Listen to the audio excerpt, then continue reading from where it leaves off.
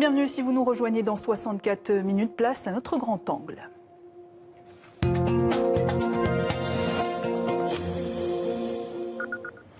C'est la plus grande bibliothèque numérique francophone au monde, YouScript. Son créateur est avec nous, Juan Pirlo de Corbion. Bonsoir. Oui, bonsoir. Alors, plus d'excuses, tous les francophones du monde entier ont désormais accès à la lecture numérique grâce à YouScript. Qu'est-ce qu'on y trouve exactement dans YouScript ?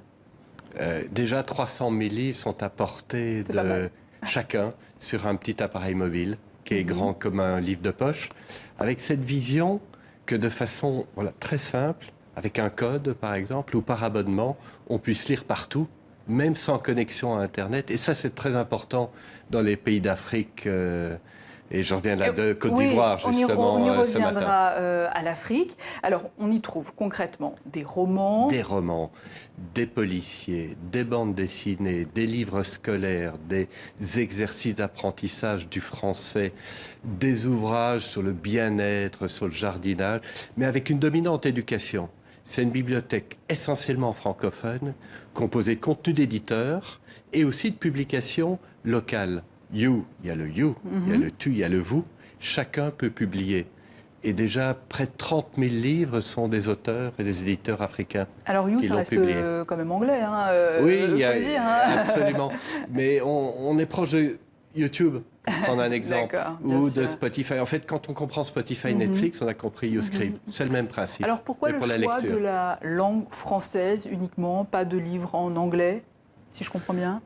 Je pense que quand on crée une entreprise, on a avantage à resserrer le propos et à faire le mieux possible le développement d'une gigantesque bibliothèque. Déjà, dans le monde francophone, c'est compliqué à faire, et je pense que c'est aussi l'élan des équipes. Moi, personnellement, j'ai toujours travaillé dans l'édition, dans la librairie, dans le secteur de la lecture. Du livre, et donc c'est un sujet qui me plaît. Oui, pour qu'on comprenne bien, qui sont vos concurrents alors ? Vous en avez ou pas ? Des concurrents américains, des concurrents chinois, des concurrents anglais. Et il y a une place pour la grande francophonie. N'oublions pas qu'il y a près de 300 millions de francophones dans le monde, il y a bientôt 600 millions. On a 4 millions d'utilisateurs déjà tous les mois sur YouScript. Et il y a immensément d'opportunités dans les pays d'Afrique francophone. Alors dites-nous, comment ça marche concrètement si je veux lire un livre, par exemple, expliquez-nous. C'est très simple. Soit vous avez un code, un numéro, comme un code Wi-Fi, que vous recevez de votre école, que vous recevez de votre entreprise, que vous recevez d'un ministère, par exemple, ou de pouvoir public, et vous avez accès pendant une durée qui peut être très longue, 12 mois, n'importe quel livre de façon illimitée, partout, même sans connexion Internet. Ou, si vous le faites vous-même, vous abonnez, comme Spotify, comme Netflix. Et donc c'est payant ? C'est payant quand on choisit de faire la démarche, et sinon on le reçoit, cet accès de son école. Et on a beaucoup d'universités qui nous ont acheté des accès. Et pour les étudiants, les écoliers, par exemple de Côte d'Ivoire ou de Sénégal, c'est tout à fait gratuit pour eux. Comme une bibliothèque publique, en fait. Ça fonctionne de la même façon. Et justement, donc, vous le disiez, vous avez des auteurs du monde entier. Oui, exactement. Toutes les thématiques éditoriales sont représentées.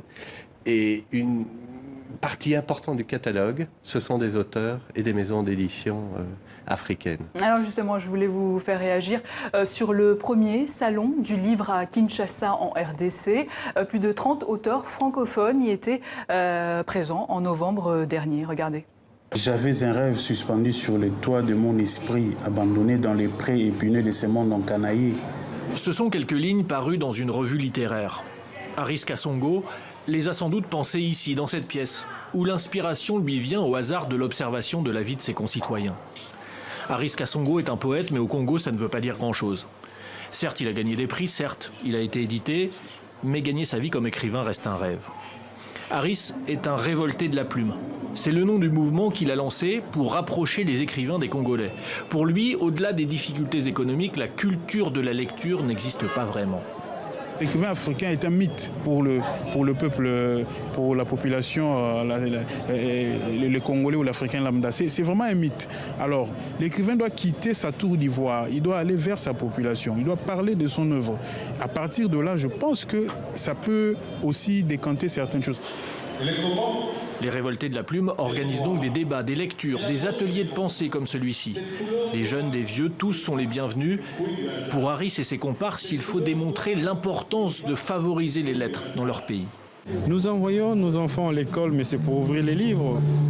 Mais nous n'accompagnons pas la passion qui doit être permanente chez nos enfants, celle de lire, pour améliorer ses connaissances, pour accroître son intelligence, pour diffuser dans la société la passion de la réflexion, parce que le sous-développement, c'est la sous-réflexion. Pour que nous sortions de cet état de mal-développement, il faut que nous lisions en société, mais pas seulement s'arrêter à lire, mais écrire aussi, parce que ces deux métiers sont mitoyens. La littérature, une arme de développement. Ces révoltés vivent donc d'une ambition débordante, à l'heure de la lutte permanente pour gagner sa vie. Harris, le poète, garde son cap, celui de la pensée, phare d'une société. Voilà, un sujet signé Simon Rodier, Francine Mokoko.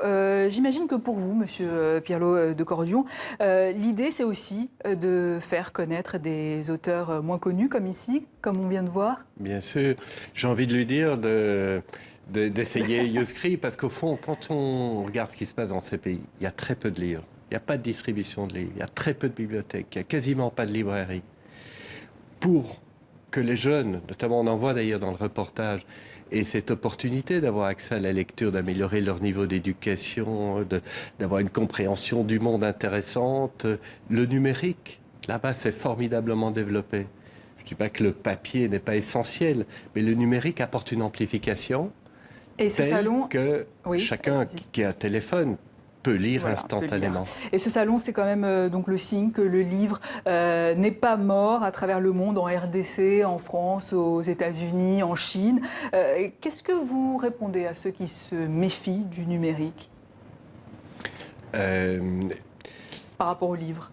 Mais je pense qu'il y a peut-être une angoisse pour un certain nombre d'éditeurs ou d'auteurs que le numérique empiète sur le secteur du papier. Toutes les études démontrent de toute façon que le numérique amplifie, au contraire, la lecture. De toute façon, dans les pays francophones, d'Afrique centrale, d'Afrique du Nord, d'Afrique subsaharienne, la question ne se pose pas. Il y a tellement peu de solutions pour le papier que le numérique est la solution d'avenir. Et si cet auteur, comme vous dites, avait envie de publier un livre chez vous, il doit obligatoirement passer par un éditeur ou pas? Absolument pas. Tous les jours, aujourd'hui, je vous parle, il y a des auteurs qui publient sur YouScript, c'est gratuit. C'est aussi simple que de charger un fichier ou d'envoyer un fichier attaché par mail. C'est une bibliothèque ouverte et francophone. YouScript, ce n'est pas une bibliothèque française. C'est une bibliothèque francophone où les auteurs peuvent publier gratuitement. Alors, votre idée, justement, de cette bibliothèque francophone est tellement bonne qu'elle a récolté de nombreux prix. Le prix Entrepreneur 2013 de Ernst & Young, prix du meilleur crowdfunding et l'entreprise, et lauréate pour PM Up Île-de-France, mais aussi pour Challenge Digital Africa. C'est quoi la prochaine étape pour vous? Pour moi, la prochaine étape, c'est d'avoir le 500e millième abonné 500 millième abonné qui soit lecteur sur YouScript. Et puis après le million. Et puis, de plus en plus, parce que c'est une solution qui est tout à fait adaptée à la lecture dans ces pays où il y a énormément de téléphones et peu de papier. Juan Pirlo de Corbion, merci. Je rappelle que vous êtes le fondateur de YouScript.